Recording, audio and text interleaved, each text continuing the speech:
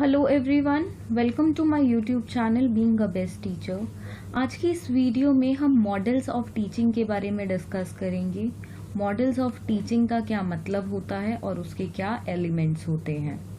देखिए, models of teaching के अंदर आपको टोटल 4 मॉडल्स पढ़ने हैं। फर्स्ट वन आपका रहेगा Bruner's concept attainment model, second one mastery learning model, third is inquiry training model, and the fourth one, that is last one, is Glaser's basic teaching model। तो ये चारों model अलग से इनके लिए वीडियो मैंने अपलोड करी है, वो आप देख सकते हैं। तो ये 4 मॉडल आपको इस यूनिट में पर्टिकुलरली मॉडल्स ऑफ टीचिंग के अंडर पढ़ने हैं। बट उससे पहले, ये जब हम मॉडल्स पढ़ें ये चारों, उससे पहले एक चीज इम्पॉर्टेंट है कि हम जान ले कि मॉडल्स ऑफ टीचिंग आखिर होता क्या है। तो वो इस वीडियो के माध्यम से हम जानेंगे, प्लस हम जानेंगे मॉडल्स ऑफ टीचिंग के क्या क्या एलिमेंट्स होते हैं। देखिए, किसी भी टॉपिक को करने से पहले एक चीज बहुत आवश्यक हो जाती है कि हम देख ले कि प्रीवियस ईयर में वो पर्टिकुलर टॉपिक के क्वेश्चंस कैसे आए हैं। तो मॉडल ऑफ टीचिंग का क्वेश्चन अक्सर एग्जाम में आता है, तो इसको आपको छोड़ना नहीं है एंड करना ही करना है। तो क्वेश्चन ये आपका 16 मार्क्स में भी आ सकता है और 4 मार्क्स में भी आ सकता है। 16 मार्क्स में कुछ इस तरह से आता है, what do you mean by models of teaching, also explain it's elements. तो यहाँ पे डायरेक्ट है कि आपको मीनिंग बताना है, पहले समझाना है कि मॉडल्स ऑफ टीचिंग होता क्या है, एंड देन आपको उसके एलिमेंट्स लिखने हैं और उनको एक्सप्लेन करना है। शॉर्ट नोट में जो ये 2 पार्ट कंबाइंड होके 16 मार्क्स का क्वेश्चन बनता है, अगर हम इनको अलग अलग कर देते हैं तो यहाँ पे ये 4 मार्क्स के क्वेश्चन बन जाते हैं। Now let's see what is the meaning of model of teaching. देखिए, मॉडल 2 प्रकार के हो सकते हैं। एक मॉडल वो होता है जब हम किसी को फॉलो करते हैं, मतलब किसी से प्रेरणा ले लेते हैं। एक तरह से क्लास में बच्चों के लिए टीचर रोल मॉडल हो सकता है, मतलब बच्चे उससे अच्छी आदतें जाने, टीचर का गुड हैबिट अपनाएं, टीचर को देखें और उसी हिसाब से बिहेव करें। देखिए, अक्सर छोटी क्लासेस में ऐसा होता है कि बच्चे टीचर की तरह एक्ट करना शुरू कर देते हैं, क्योंकि उस एज में बच्चों के लिए टीचर बहुत इम्पोर्टेंट रोल प्ले करते हैं एंड उनके रोल मॉडल बन जाते हैं। Second is in a short form of an object. देखिए, किसी चीज का मॉडल मतलब कि एक छोटा सा मिनिएचर बोल सकते हैं। एग्जाम्पल के थ्रू समझते हैं इसको। देखिए, कोई भी बिल्डिंग अगर बनाई जाती है, कुछ भी, चाहे वो ऑफिशियल बिल्डिंग हो, किसी का घर हो, चाहे वो कोई हिस्टोरिकल प्लेस हो या कुछ भी हो, आप पार्लियामेंट की भी बात करोगे, ताजमहल की भी बात करोगे, अपने घर की भी बात करोगे, तो हर चीज ये नहीं है कि सीधा बना दी जाती है। देखिए, ये सदियों से चला आ रहा है कि कोई भी अगर बिल्डिंग, इतनी बड़ी चीज जिसमें इतनी सारी इन्वेस्टमेंट, इतने सारे पैसे लगते हैं, तो उसका पहले एक छोटा मॉडल यानी कि एक तरह से मिनिएचर प्रिपेयर किया जाता है। देखिए, ताजमहल भी जब बना था तो उससे पहले उसका एक छोटा सा मॉडल बनाया गया था। उसमें सारा कुछ दर्शाया जाता है एक मॉडल में कि कैसी सीढ़ियां होंगी, कैसा शेप होगी एक बिल्डिंग की, कहाँ पे विंडोज होंगी, कहाँ पे डोर होंगे, कहाँ पे पर्टिकुलर स्टेयर्स होगी, कहाँ ओपन एरिया होगा। तो ये सब चीजें एक एकदम डिटेल्ड व्यू ऑफ बिल्डिंग उस मिनिएचर में होता है, एंड जब वो तैयार हो जाता है वो छोटा मॉडल, तब बड़ी बिल्डिंग जाके बननी तैयार होती है। Models of teaching have been developed to help a teacher to improve his capacity to reach more children and create a richer and more diverse environment for them। देखिए, अब हमें पता चल गया कि मॉडल का मतलब क्या होता है, बट अब जब टीचिंग मॉडल्स की बात आती है तो टीचिंग में मॉडल का क्या मतलब है। देखिए, ये एक टीचर के लिए बहुत ही आवश्यक है, बहुत इम्पोर्टेंट है। किस तरह की टीचिंग होगी, कैसे होगी, क्या उसके परिणाम होंगे, ये सब एक मॉडल ऑफ टीचिंग से हमें पता चलता है। मतलब टीचिंग के अंदर जितनी भी क्रिया होनी है और उसके बाद क्या बच्चों पर असर पड़ेगा, वो एक मॉडल ऑफ टीचिंग से हमें पहले ही ज्ञान हो जाता है। तो मॉडल ऑफ टीचिंग जो है वो एक तरह से डेवलप करता है टीचर को इम्प्रूव करने में अपनी कैपेसिटी को, कि वो ज्यादा से ज्यादा बच्चों तक पहुंच पाए, मतलब बच्चों के अंदर ज्यादा शक्तिशाली और प्रभावित रूप से ग्रहण करवा पाए। According to Bruce R Joyce, एक थ्योरिस्ट हैं जिन्होंने ये डेफिनेशन दी है, models of teaching can be defined as instructional design which describe the process of specifying and producing particular environmental situation which cause the student to interact in such a way that a specific change occurs in their behavior। देखिए, teaching का मतलब हमारे लिए क्या होता है कि बच्चे को हमने पढ़ाया, बच्चे ने उसको समझा, सीखा और प्लस उसको अपने बिहेवियर में एडॉप्ट किया। टीचिंग का मतलब सिर्फ ये नहीं होता कि हमने पढ़ा दिया, बच्चों ने समझ लिया, खत्म। नहीं, देखिए, टीचर का बहुत इम्पोर्टेंट रोल होता है कि वो ऑब्जर्व करे, बच्चों के बिहेवियर को ऑब्जर्व करे। क्या बच्चों के बिहेवियर में परिवर्तन आ रहा है? क्या जैसे वो पहले बिहेव कर रहे थे, कुछ पढ़ाने के बाद, हर एक क्लास को पास करने के बाद, कुछ पर्टिकुलर टॉपिक पढ़ने के बाद, क्या उनके बिहेवियर में परिवर्तन आता है या नहीं? कि ब्रूस आर जॉयसे ने बोला है कि मॉडल ऑफ टीचिंग इसलिए डिजाइन होते हैं ताकि बच्चों के बिहेवियर में स्पेसिफिक चेंजेस आ पाए, जो भी इंटरेक्शन टीचर और स्टूडेंट के बीच हो रहा है उसके द्वारा। Condition for carrying out the teaching process. They help in achieving desirable teaching-pupil interaction during teaching. The ultimate goal of bringing described changes in the behavior of pupil may be achieved through these designs. देखिए हमने teaching model design कर दिए, उसके बाद teaching भी हो जाती है और बच्चों के कुछ डिजायर्ड बिहेवियर्स होते हैं उसके बाद, जो मॉडल ऑफ टीचिंग में सेट होते हैं। तो वो कैसे पता चलता है कि टीचिंग सही तरीके से हुई है या नहीं, जो मॉडल डिजाइन किए गए थे वो अचीव हुए हैं या नहीं? वो पता चलती है कि जब बच्चों के बिहेवियर में जो डिजायरेबल चेंजेस, जो चेंजेस एक टीचर लाना चाहता है, वो आए हैं या नहीं। Model of teaching consists of guidelines for designing educational activities and environments. It is meant for creating suitable learning environment. देखिए मॉडल ऑफ टीचिंग से ही वो गाइडलाइन सेट होती हैं जो कि एक पर्टिकुलर एजुकेशनल एक्टिविटी को करने के लिए जरूरी होती है। मतलब एक तरह से जो भी एजुकेशनल एक्टिविटीज हमें करनी है उसके लिए एक एनवायरनमेंट सेट हो जाता है। तो ये मॉडल ऑफ टीचिंग में ही प्री डिसाइडेड हो जाता है एंड वो हेल्प करता है, पर्टिकुलरली जब टीचिंग हो उसके अंदर ये सब चीजें पहले से ही सेट हों। क्योंकि जैसे मैंने बताया कि बिल्डिंग को प्रिपेयर करने से पहले उसका एक छोटा मॉडल बन जाता है, मिनिएचर टाइप बन जाता है। तो ऐसे ही पढ़ाने से पहले पढ़ाने की क्रिया का, टीचिंग का मॉडल तैयार हो जाता है। तो उसी में प्री डिसाइडेड हो जाता है कि जो एजुकेशनल एक्टिविटीज हैं वो कैसे डिजाइन होंगी, कैसी पर्टिकुलर एनवायरनमेंट में होंगी। नेक्स्ट देख लेते हैं elements of teaching model. First one is focus, then syntax या फिर स्ट्रक्चर भी बोलते हैं इसको, then principle of reaction, the social system, support system, application and effects. देखिए ये सारे एलिमेंट्स बहुत इंपॉर्टेंट है, टोटल 6 एलिमेंट्स हैं यहाँ पे एंड हम एक एक करके अब इन एलिमेंट्स को डिस्कस करेंगे। First one is focus. Focus is the central point of something. There is a particular focus or objective of any particular teaching models. Keeping this focus in mind, the teaching model is developed. It is central aspect of teaching model.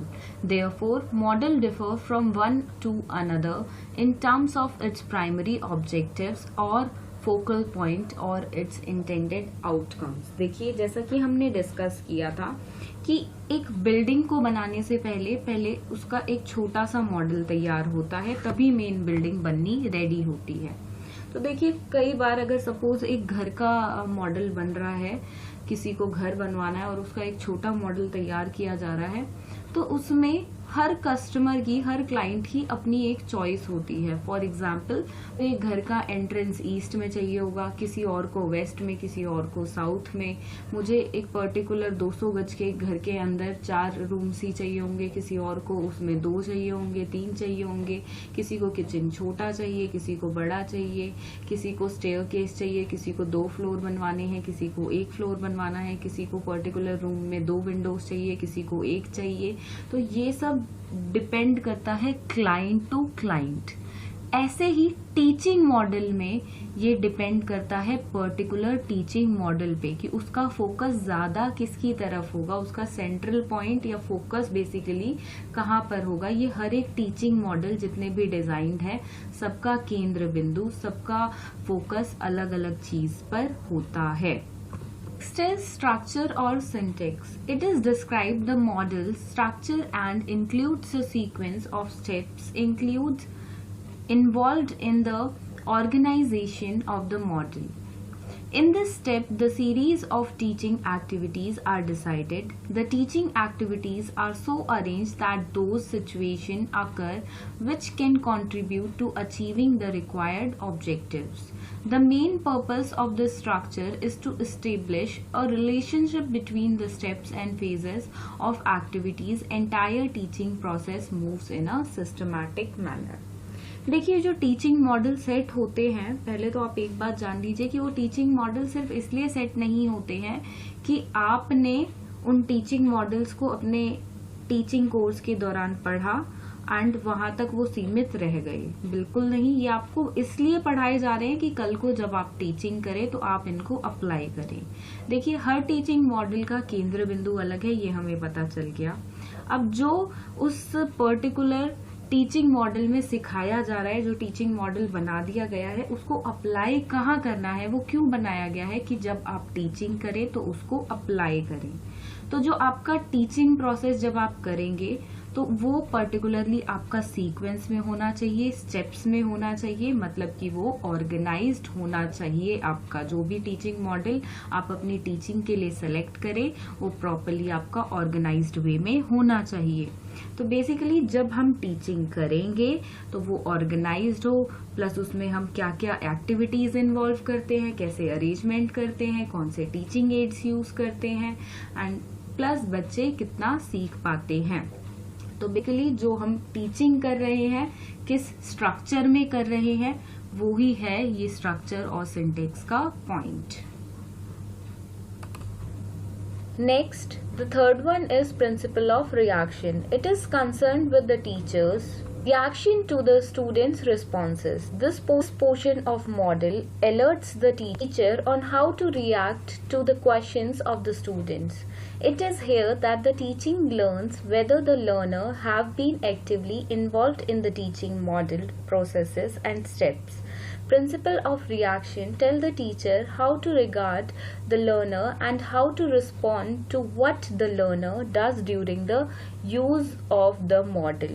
Often responses in using designated material be appropriate and specific. देखिए, principal of reaction basically वो element है जो बताता है कि teacher का reaction बच्चों के प्रति कैसा होना चाहिए। जब जब बच्चे कुछ रिस्पॉन्स करें, कुछ क्वेश्चन पूछे, तो उसमें टीचर का रिएक्शन कैसा होना चाहिए। कुछ सपोज बच्चे ने कुछ क्वेश्चन पूछ लिया है तो मैं उस पर कैसे रिएक्ट करूंगी। देखिए, हर तरह के टीचर होते हैं, आपका बिहेवियर आपको डिफरेंट मिलेगा, मेंटालिटी डिफरेंट मिलेगी। So it becomes very important for a teacher कि आपका रिएक्शन कैसा हो। तो ये एलिमेंट बेसिकली वही बताता है। प्लस जो बच्चे क्लास में कुछ लर्न कर रहे हैं, जो भी टीचर बता रहा है उसको सुन रहे हैं या नहीं, जो स्टेप्स टीचर बता रहा है वो फॉलो कर रहे हैं या नहीं, या जो भी एक्टिविटी हो रही है उसको प्रॉपरली फॉलो कर रहे हैं या नहीं, ये भी इस मॉडल के अंदर देखा जाता है। नेक्स्ट इज जो भी टीचिंग मॉडल मैंने यूज किया है या टीचिंग एक्टिविटी मैंने यूज करी है या टीचिंग एड्स जो भी है वो पर्टिकुलरली टॉपिक के स्पेसिफिक हैं, बच्चों के अप्रोप्रिएट हैं या नहीं। जो भी चीज़ें मैंने यूज़ की हैं वो प्रॉपरली डेजिग्नेटेड मटेरियल है या नहीं है, स्पेसिफिकली सेलेक्टेड है मटेरियल या नहीं है, वो ये प्रिंसिपल ऑफ रिएक्शन बात करता है। Next is number 4, the social system. The social system describes the interaction between student and teacher, as each model is viewed as if were in mini society. Since every teaching model is different, each model will have its own specific social system and rules of engagement. The most purpose of this element is to control and bring about a change in the behavior of the student. देखिए ये भी बहुत सारे models में होता है। देखिए बहुत बार बच्चे कंफ्यूज हो जाते हैं जब मॉडल्स पढ़ते हैं चारों, कि सारे मॉडल सिमिलर लगते हैं। देखिए जो भी एलिमेंट्स हैं वो हर एक मॉडल के अंदर आपको मिलेंगे, किसी के अंदर कोई एलिमेंट ज़्यादा मिलेगा, कोई कम मिलेगा, सिर्फ यही डिफरेंस होगा, वरना आपको सारे एलिमेंट्स मिलेंगे। तो वो ऐसा लग रहा होगा आपको जब आप पढ़ोगे या जिन्होंने नहीं पढ़ा है कि चारों मॉडल सेम होते हैं, बट वो सेम नहीं होते हैं। सबका जो एलिमेंट्स मेजरमेंट्स होती हैं वो अलग होती हैं। किसी के ज़रिए से फोकस ज़्यादा बताया होता है, किसी में प्रिंसिपल ऑफ रिएक्शन ज़्यादा होता है, किसी में सोशल सिस्टम। तो इसी तरह से सब एक दूसरे से अलग होते हैं। चलिए देखना ही एक सोशल सिस्टम है, एंड अपने ही एक डिजायर्ड हम चेंज जो बच्चों में लाना चाहते हैं उसके लिए अलग अलग बातें कही गई है। हर एक कहते हैं सोशल सिस्टम एलिमेंट क्या होता है। इसमें बात की गई है जो स्टूडेंट और टीचर के बीच में इंटरेक्शन होता है, जो कम्युनिकेशन बेसिकली होता है। देखिए टीचर और स्टूडेंट जब एक तरह से टीचिंग प्रोसेस होता है तो वो एक तरह से मिनी सोसाइटी बन जाती है। अगर अब मैं स्कूल का एग्जांपल लेके आपको समझाऊं तो बच्चे रोज स्कूल आते हैं, टीचर भी आते हैं एंड वो पढ़ते हैं अपनी पर्टिकुलर क्लास में, तो स्कूल एक तरह से उनके लिए मिनी सोसाइटी वर्क करता है। तो बेसिकली इस द सोशल सिस्टम में ये बोला गया है कि जो इंटरेक्शन टीचर और स्टूडेंट के बीच हो रहा है वो एक मिनी सोसाइटी में हो रहा है। हर मॉडल में जो सोशल सिस्टम है वो अलग होगा, एंड जो ये सिग्निफिकेंट पर्पस जो है इस एलिमेंट का वो है कि बच्चे के बिहेवियर में चेंजेस आए।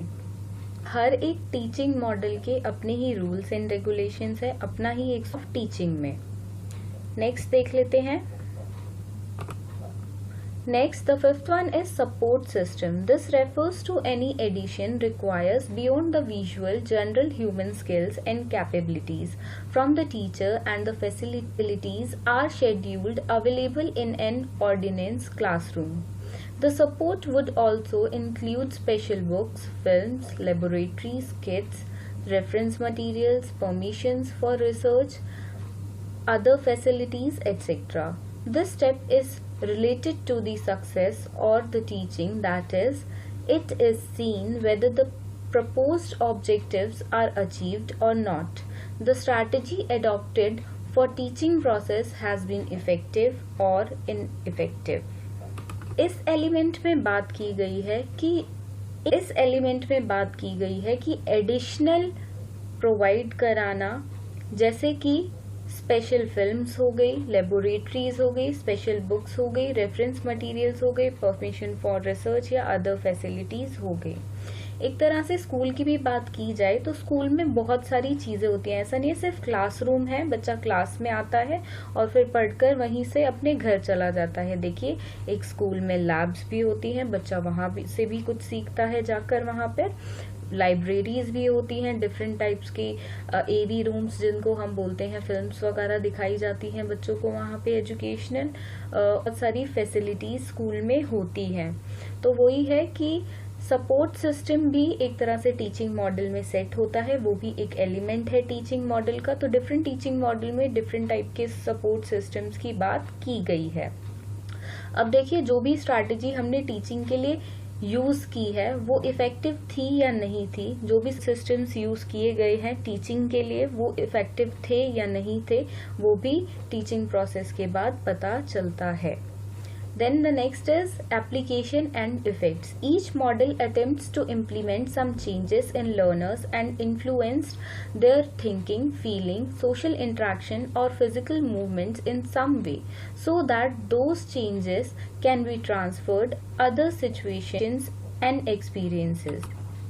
देखिए सबसे लास्ट में इस एलिमेंट को लिखा गया है। क्यों लिखा गया है?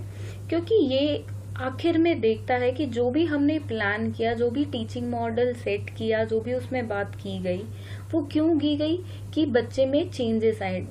एजुकेशन बेसिकली क्यों है कि कुछ चेंजेस बच्चे के बिहेवियर में, उसकी थिंकिंग में, उसके एक्शंस में आए। तो वो जो भी अब तक हमने प्लानिंग की, जो टीचिंग मॉडल सेट किए, जो भी उसके एलिमेंट्स हैं, ये एलिमेंट है कि वो सारे एलिमेंट्स कितने अचीव हुए, कितने नहीं, कितने चेंजेस हम बच्चों में ला पाए, उनकी थिंकिंग में, फीलिंग में, सोशल इंटरेक्शन में या फिजिकल मूवमेंट्स में। तो वो पता चलता है हमें particularly application and effects element के थ्रू। तो यही 6 elements of teaching model. Hope so आप सभी को वीडियो पसंद आई होगी। एंड आखिरी में यही कहना चाहूंगी कि हमारे चैनल को सब्सक्राइब कर दें एंड साथ में एक बेल आइकन होता है, आप उसको भी प्रेस कर दें, साथ में ऑल पे टिक कर दें ताकि आपको हमसे जुड़ी सारी वीडियोस मिलती रहें। Teaching model for watching this video.